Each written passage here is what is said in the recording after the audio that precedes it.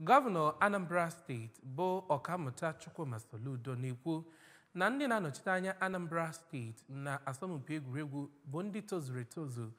ma nwezuo ihe ha chọrọ ibutere steeti a iko na ya bụ asọmpi akpọrọ Gateway Games na Ogun State. Govano kwupụtara nke a mgbe ọ nabatara oriọna ịdị n'otu akpọrọ Touch of Unity nke National Sports Festival bụ asọmpi egwuregwu ga-ewere ọnọdụ n'Ogun Steeti malite n'abalị 16 nke ọnwa Mee afọ 2025. Onye nta aka anyị n'obi gọọmenti Chibụzọ Obidike ga-akọtọpụ akụkọ a.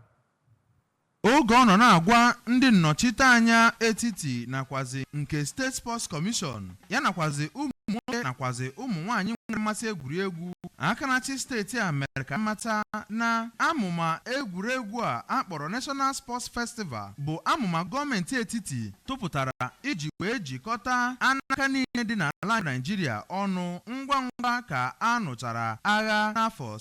1970 ma kwukwezie na egwuregwu so na otu ihe na-akpọkọta ndị mmadụ ọnụ ya nakwa na-emekwe ka obodo dị mma. Akanachi steeti a bụ onye kwuru okwu site n'aka onye Chief of Protocol ya bụ Chief Chinedu Nwoye kwuru na kemgbe ọchịchị Akanachi steeti a na obibi ndụ ndị mmadụ abụgo nke bawanyere ụba ma kakwanye mma. N'okwu ya, onye ndu nke Unity Corp National Sports Commission Ekana Bora kwuru na ha bịara ka ha gwa gọọmenti steeti a maka mmemme na-abịa n'iru ma gwakwazie ya na ọ ga-ebido n'ọnwa Mee na mkpụrụ ụbọchị 16 ma kwụsị na mkpụrụ ụbọchị 30 na Ogun Steeti. Onye isi oche ụlọ ọrụ Anambra State Sports Development Commission bụ Maazị Patrick Onyedum ya nakwazi onye kọmishọna na-afụ maka mwulite ụmụ ntorobịa na steeti a bụ Maazị Patrick Aghamba kwuru na amụma egwuregwu a bụ nke gosipụtagoro na o nwere ikike ijikọta ndị mmadụ ọnụ na Naịjirịa gbaa gburugburu ma kwupụtazikwa obi ya na ndị ga-esonye n'egwuregwu na steeti a bụ ndị ga-eme ka steeti a tụrụ ugo.